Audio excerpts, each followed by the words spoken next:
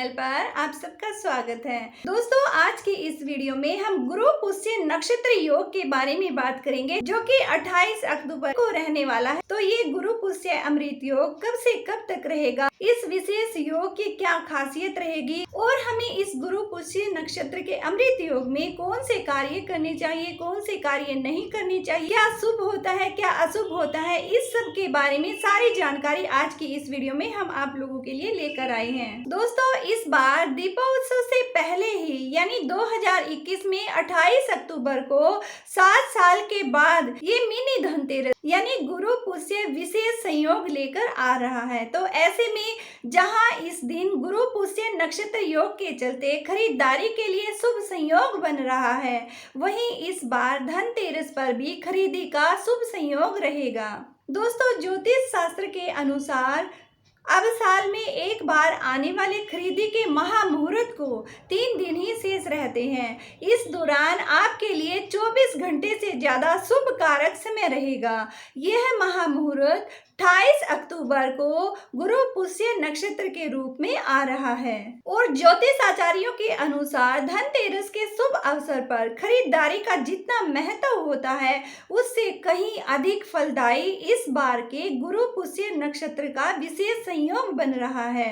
इस दिन 28 अक्टूबर को काला अष्टमी तिथि व गुरुवार का दिन रहेगा, जो कि गुरु पुष्य नक्षत्र का संयोग बना रहा है। इस शुभ मुहूर्त में अमृत का योग, सर्वार्थ सिद्धि और रवि योग, इन सब का भी संयोग रहेगा। तो बड़ा ही महासंयोग का बड़ा ही पवित्र मुहूर्त इसे कहा जा सकता है। और दोस्तों, इस गुरु पुष्य नक्षत्र को खास क्यों कहा जाता है, ये भी हम आपको बता देते हैं। दरअसल सभी 27 नक्षत्रों में पुष्य नक्षत्र को राजा माना जाता है, वहीं पुष्य नक्षत्र का गुरु व रवि में महत्व काफी बढ़ जाता है और जिसके चलते यह संयोग लंबे समय के लिए नहीं मिलता है। तो ऐसे में इस बार दीपावली पर धनतेरस से शुरू होने से 5 दिन पहले यानी कि 28 अक्टूबर को 9:42 से पुष्य नक्षत्र लग जाएगा, जो कि गुरु पुष्य योग बन रहा है और यह 29 अक्टूबर को सुबह 6:25 तक रहेगा। इस बार महान नक्षत्र पुष्य नक्षत्र 25 घंटे स्वर्ण आभूषण, भूमि भवन के साथ चल अचल संपत्ति की खरीदारी के लिए उत्तम रहेगा। इस दौरान कार्य सिद्धि कराने वाला सर्वार्थ सिद्धि योग, रवि योग और राजयोग ये गुरु पुष्य में अति उत्तम संयोग बनाते हुए दिखाई दे रहे हैं। तो दोस्तों, बड़ा ही शुभ संयोग बन रहा है। पुष्य नक्षत्र का संयोग जिस भी वार के साथ होता है, उसे उस वार से ही कहा जाता है और गुरु पुष्य, शनि पुष्य और रवि पुष्य योग सबसे शुभ माना जाता है।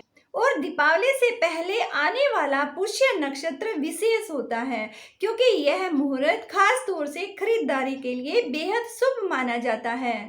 लेकिन दोस्तों, इस नक्षत्र में हमें कुछ कार्य जरूर करने चाहिए और कुछ कार्य बिल्कुल नहीं करने चाहिए। तो हम इन दोनों ही कार्यों के बारे में जानेंगे, हमें क्या करना चाहिए और क्या नहीं करना चाहिए। तो दोस्तों, पहले हम बात कर लेते हैं उन कार्यों के बारे में जो हमें पुष्य नक्षत्र में जरूर करने चाहिए। पहला जो कार्य है दोस्तों, पुष्य नक्षत्र में स्वर्ण खरीदने का प्रचलन इसलिए है क्योंकि इसे शुद्ध, पवित्र और अक्षय धातु के रूप में माना जाता है और पुष्य नक्षत्र पर इसकी खरीदी अत्यधिक शुभ होती है।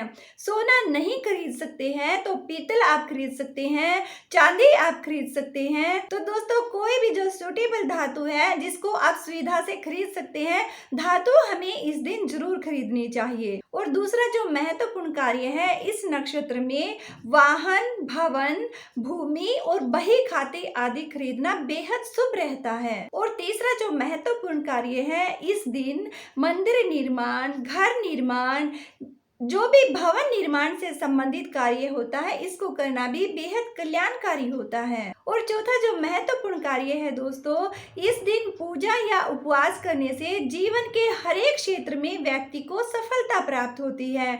सर्वप्रथम अपने घरों में सूर्योदय एवं सूर्यास्त के समय माँ लक्ष्मी के सामने घी से भरा दीपक आप अवश्य प्रज्वलित कीजिएगा और किसी भी नए मंत्र की सिद्धि के लिए जप की शुरुआत आप इस इस नक्षत्र में कर सकते हैं। आपको कार्य में तुरंत सफलता मिलेगी। और दोस्तों, इस दिन हमें क्या सेवन करना चाहिए और किस चीज का दान करना चाहिए, ये भी बड़ा इम्पोर्टेंट होता है।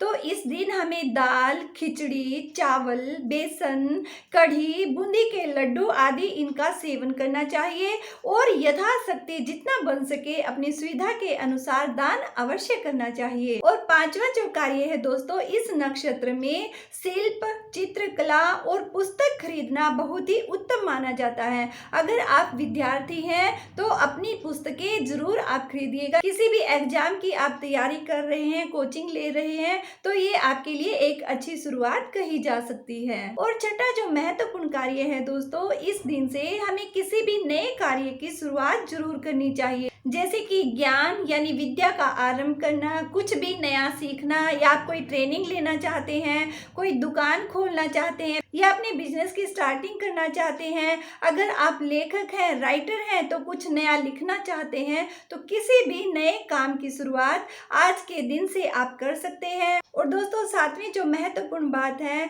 इस नक्षत्र में दिव्य औषधियों को लाकर उनको सिद्ध किया जाता है। और आठवां जो महत्वपूर्ण कार्य है दोस्तों, इस दिन कुंडली में विद्यमान दूषित सूर्य के दुष्प्रभाव को घटाया जा सकता है। जिसके सूर्य की स्थिति सही नहीं होती है, खराब अवस्था में होता है, तो इस महासंयोग में अगर आप थोड़ा सा भी पूजा पाठ करते हैं तो आपकी सूर्य की स्थिति मजबूत हो जाती है। आपके जो भी रुके हुए काम हैं, बिगड़े हुए काम हैं, अटके हुए काम हैं, उन सब में आपको सफलता निश्चित तौर पर मिल सकती है। और दोस्तों, पुष्य नक्षत्र में हमें क्या नहीं करना चाहिए, इसके बारे में भी हम आपको बता देते हैं।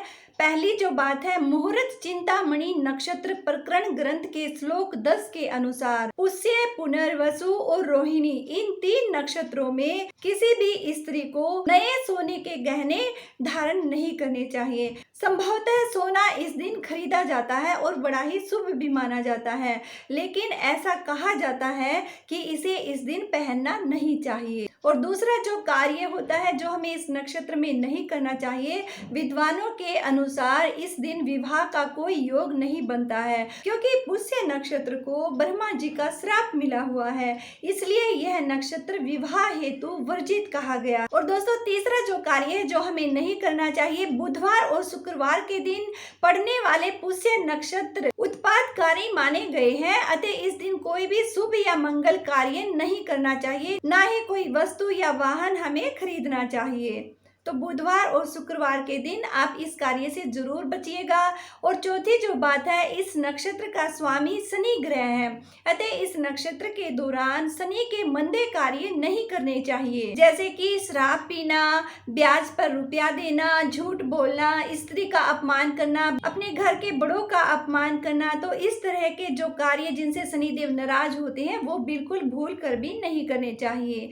और पांचवा जो कार्य है जो हमें नहीं करना चाहिए, पुष्य नक्षत्र को बहुत ही पवित्र और शुभ माना गया है, इसलिए इस नक्षत्र में किसी भी प्रकार के तामसिक या अपवित्र कार्य हमें नहीं करने चाहिए। तो दोस्तों, ये कुछ ऐसे कार्य हैं जो हमें नहीं करने चाहिए। और अब हम शुभ मुहूर्त के बारे में आपको डिटेल में बता देते हैं। 28 अक्टूबर 2021 को गुरुवार को गुरु पुष्य नक्षत्र का योग सुबह 9:41 से शुरू हो जाएगा और दूसरे दिन 29 अक्टूबर शुक्रवार की सुबह 11:38 तक ये योग रहेगा। और दोस्तों, कौन कौन से शुभ योग इस दिन बन रहे हैं वो भी हम आपको बता देते हैं।